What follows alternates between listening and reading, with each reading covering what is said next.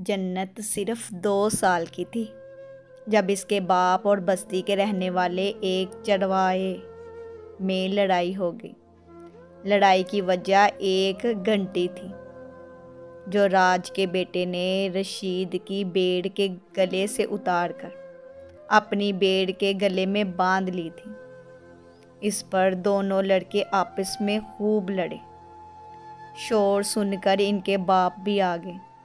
سرور نے اس کے لڑکے کی زیادتی کا شکوہ کیا تو راج نے بجائے اپنے بیٹے کی غلطی ماننے کے سرور کے بیٹے کو ہی برا بھلا کہا، جس پر سرور کو غصہ آ گیا۔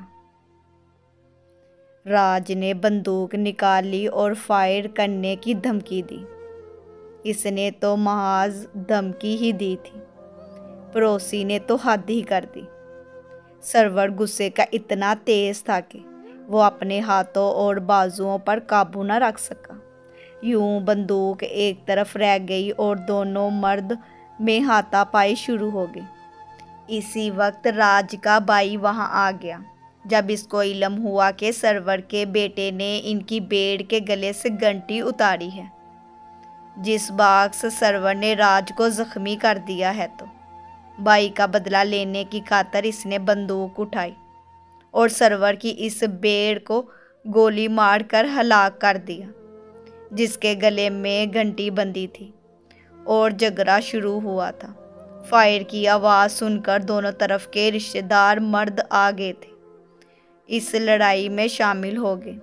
یوں ایک گھنٹی کی خاطر 4 مرد قتل ہو گئے۔ ان میں راج بھی شامل تھا جو معصوم جنت کا والد تھا۔ جنت کا باپ اور بھائی تو اس حادثے میں مر گئے، لیکن زخمی چاچا بچ گیا، جس نے بعد میں جنت کو پالا پوسا، اور جب وہ شادی کے قابل ہو گئی تو اس کا نکاح 30 بھیڑوں کے عوض شیروز خان سے کر دیا۔ یوں وہ غریب اپنے گھر کی ہوئی۔ اس نے اپنے شوہر اور نئی زندگی سے سمجھوتا کر لیا۔ 3 سال میں 2 بچے بھی ہو گئے۔ اس کا خاوند زیادہ خوشحال نہ تھا۔ وہ ایک لکڑہارا تھا، جنگلات سے لکڑیاں کاٹ کر کھچروں پر لاد کر شہر میں فروخت کیا کرتا تھا۔ وہ جیسا بھی تھا، جنت اپنی قسمت پر خوش تھی، کیونکہ اس کو 2 وقت کی روٹی عزت سے مل رہی تھی۔ بچوں کو ماں کا پیار نصیب تھا اور اولاد سے جنت کا کلیجہ ٹھنڈا تھا۔ ایک روز گھر میں جنت اکیلی تھی۔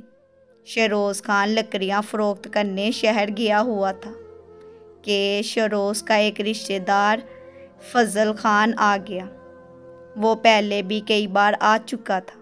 شیروز اس کی عزت کرتا اور خاطر مدارت بھی کرتا، کیونکہ وہ جنگلات کے ٹھیکیدار کا ملازم تھا۔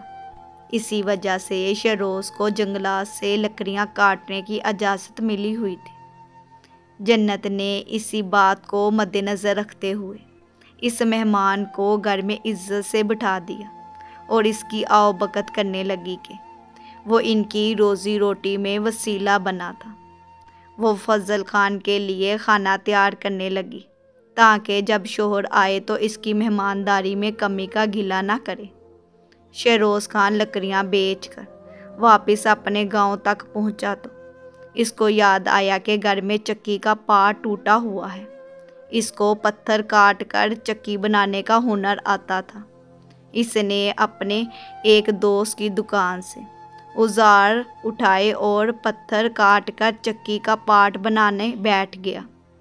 بدقسمتی سے اس کٹن کام میں اس کا ہاتھ زخمی ہو گیا تو وہ کام چھوڑ کر گھر کی طرف چل پڑا۔ فضل خان اس کے انتظار میں بیٹھا تھا کہ اچانک اس نے کھانا بناتی جنت کو دیکھا۔ وہ روٹیاں لگاتے ہوئے اس کو بہت خوبصورت دکھائی دی۔ تبھی اس کے دل میں بڑائی کی خواہش نے جنم لے لیا اور اس نے جنت کو پکڑ لیا۔